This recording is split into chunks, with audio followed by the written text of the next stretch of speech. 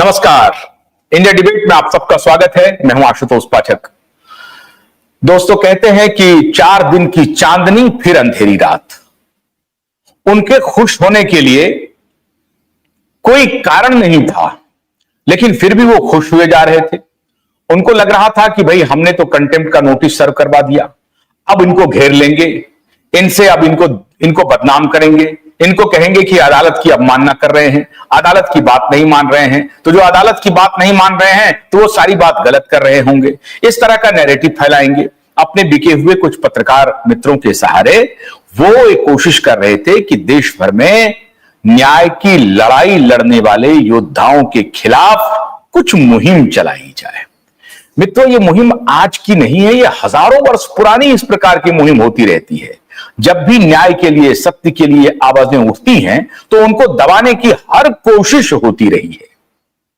लेकिन मैंने आपको पहले भी कहा है कि सत्य के रास्ते पर, न्याय के रास्ते पर उन हर आवाज का या उन हर कठिनाइयों का हम डटकर मुकाबला करेंगे और पूरी मजबूती से मुकाबला करेंगे। और उस सबके लिए सिर्फ और सिर्फ ये इसलिए हो पा रहा है कि आपका जो सहयोग मिल रहा है, आपका जो भरोसा मिल रहा है, वो हमें बड़ी ताकत दे रहा है।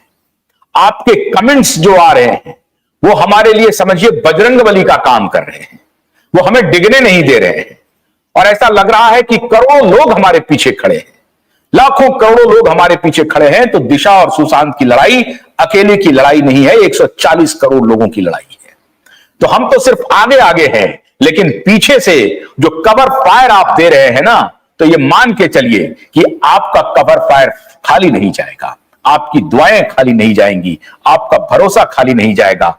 और हम निस्वार्थ भाव से इस केस को लड़ रहे हैं, क्योंकि इस देश में जो बेईमानी का आलम है, भ्रष्टाचार का आलम है, हर तरफ साठ गांठ का आलम है, उसको एक्सपोज करने पे कुछ लोग लगे हुए हैं, अपनी जान को हथेली पे रख के। इसका भी एक मजा है कि चलो देखते हैं, लड़ते हैं, जीतते हैं कि नहीं। कब तक लड़ेंगे, हारेंगे तब भी कोई कशिश नहीं रहेगी, दुख नहीं रहेगा कि हमने सत्य के लिए, न्याय के लिए आवाज नहीं उठाई। लेकिन इसमें तो हम लोग जीतेंगे ही जीतेंगे।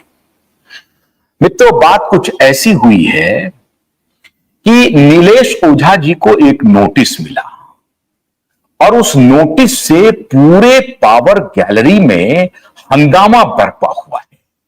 लोग कह रहे हैं कि नीलेश ओझा और अदालत के बीच में कुछ तालमेल हुआ है। और ये तालमेल इसलिए हुआ है क्योंकि आदित्य ठाकरे को नींद ना आए, उद्धव ठाकरे की बेचैनी बढ़ जाए। वो नोटिस उद्धव ठाकरे को शांति नहीं, बेचैनी दे गया है। कैसे, इसी पर बात करने के लिए हमारे साथ जुड़ रहे हैं आदरणीय नीलेश ओझा जी। बहुत बहुत स्वागत है नीलेश जी आपका। आपको नोटिस मिली है और हमें बहुत सारे लोगों ने फोन किया है। देखिए, मैं बहुत ईमानदारी से एक बात कहता हूं, अब इसे मुझे आपके भी सामने कहना पड़ेगा। हमें बहुत सारे लोगों ने फोन करके कहा है कि ये जो पूरा प्रकरण हुआ है कंटेम्प्ट का, ये दिशा और सुशांत के केस को हाइप देने के लिए हुआ है। अब ये वो मजाक में कह रहे हैं कि सीरियस है, मुझे नहीं मालूम। लेकिन उन्होंने जो मुझे और कई पत्रकार बंधुओं ने कहा, ये साहब इसलिए दिया गया है कि इस केस को और हाइप मिले और बाजार में चर्चा हो कि जो नीलेश ओझा दिशा और सुशांत की लड़ाई लड़ रहे हैं उसको 5 लोग मिलकर के, 5 जज जो है मिलकर के देखिए दबा रहे हैं। इसकी चर्चा बाजार में हो, इसकी चर्चा देश में हो, और इसलिए ये कार्रवाई हुई है। अब इसमें सच्चाई क्या है, अलग अलग इंटरप्रिटेशन है साहब। लोगों के मुंह को तो रोक नहीं रख रहे हैं, 100 मुंह 100 बातें। अब इसमें सच्चाई क्या है ये मैं आपसे जानना चाहता हूं। ऐसी बात क्यों कर रहे हैं लोग? हाँ, देखिए सुनिए, मेरे तरफ से मैं बताता हूं, ये ऐसा ये बार बार होता है। मतलब जब हम ऑर्डर लेते हैं ना अच्छी या फिर कुछ हमारे फेवर का होता है तो लोग बोलते हैं यार सेटिंग हो गया तुम्हारा। मतलब एक पहला किस्सा बताता हूँ, बाद में बताता हूँ कि ये केस में सच क्या है और लोगों का परसेप्शन क्या है। सुप्रीम कोर्ट में हमारा केस चल रहा था, कंटेम्प्ट का ऑर्डर हो गया, हमने 3 महीने की सजा, कल सरेंडर करना है। जस्टिस ललित मान ही नहीं रहे थे।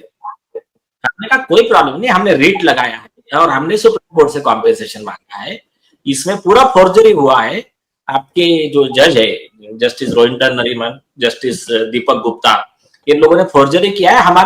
हमारा witness chief justice of India Ranjan Gogoi, उनका लेटर और वो रजिस्ट्री का हमने सब बताया। तो वो रुक गए, बोले ठीक है कल मैटर रखते हैं। ये जो थे ये लाइवा वगैरह ने छाप दिया।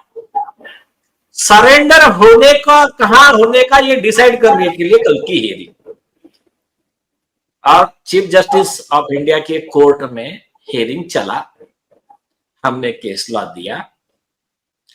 ललित साहब एग्रीड हो गए कि बोले बराबर है, आपका रीट पिटिशन है और जब तक वो डिसाइड नहीं होता आपको केस में जो सजा है कि वो देना प्रिंसिपल ऑफ नेचुरल जस्टिस के खिलाफ होगा।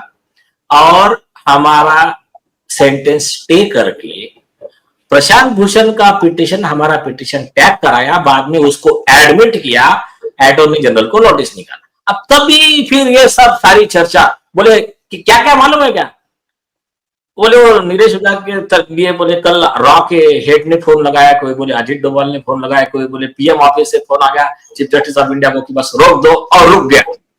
अरे हमने कोर्ट में आर्गुमेंट करके ऑर्डर लिया है भाई, ऐसा नहीं है। तो ठीक है चलो, ये एक हो गया। दूसरा, अभी ये जो हाईकोर्ट का केस हुआ, इसमें हाईकोर्ट ने जो ऑर्डर दिया है, जो नोटिस कल सुबह मैंने भेजा व्हाट्सएप पे इसको प्रभाकर को,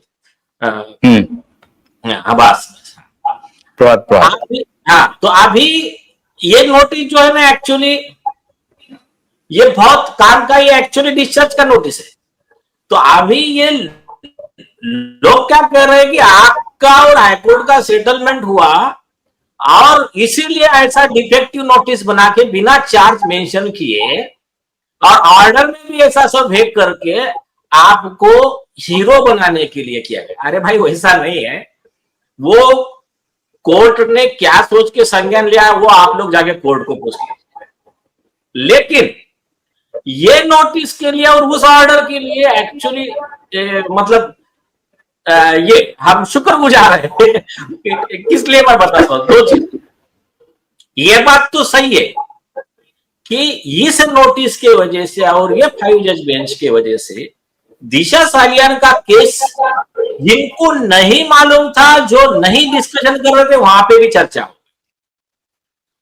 और एक नेचुरल सिंपैथी हमारे फेवर में खड़ी होगी। सारे देश से फोन आ रहे, विदेश से फोन आ रहे, सब टाइप का, आपके थ्रू आए, इधर आए, पर्सनली हो गया है, सब टाइप का मदद करने के लिए लोग तैयार। तो वो ये जो हुआ ये नेचुरल है। ये अभी ये हो सकती, कॉन्स्पिरेसी किसकी हो सकती है, नेचर की, ब्रह्मांड की, यूनिवर्स कॉन्स्पायर्स। ये मेरा मैं क्लियर कर रहा हूं, हमारा ऐसा कोई सेटलमेंट वाला विषय नहीं है। लेकिन ये नोटिस का एक मैं प्लस पॉइंट बताता हूं, ये नोटिस में चार्ज नहीं लिखा है। क्या लिखा है, a copy of the order dated 8 April 2025 is separately attach here with. अभी मैं कहूंगा इसको बाजू में रखिए, सुप्रीम कोर्ट का सहदेव वर्सेस स्टेट का जजमेंट है, दूसरा 2010 का, नेट पे सब लोग जाकर चेक कर सकते हैं। जेआर पराशर का 2001 का जजमेंट है। ऐसे और 50 जजमेंट है, मैं जी सिर्फ 2 ही बता रहा हूं सुप्रीम कोर्ट के, जेआर पराशर वर्सेस एडवोकेट प्रशांत। और लॉ है, बेसिक लॉ है, सुप्रीम कोर्ट ने क्या कहा, कंटेम्प्ट ऑफ कोर्ट एक क्रिमिनल ऑफेंस है। आपकी शो कॉज नोटिस में, ऑर्डर में और शो कॉज नोटिस में